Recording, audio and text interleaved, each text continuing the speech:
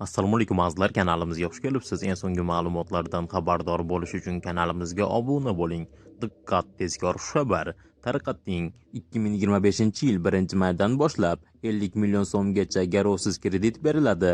O'zini o'zi band qilgan fuqarolar o'z faoliyatini kengaytirib, tadbirkorlik subyekti tashkil qilganda hokim yordamchisi tavsiyasi asosida ajratiladigan imtiyozli kredit 50 million so'mgacha, amalda 33 million so'm ajratilishi belgilandi. Senat yoshga doir pensiya avtomatik tayinlanishini ma'qulladi.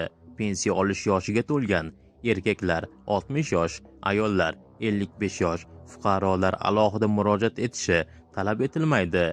Ularning telefon raqamlariga pensiya tayinlangani va uning miqdori to'g'risida SMS xabar yuboriladi. O'zbekistonda oxirgi marta 2024-yil sentyabrda pensiyalar va nafaqalar 15% ga oshirilgan edi. Xususan, yoshga doir eng kam pensiya miqdori oyiga 834 ming so'm etib belgilandi.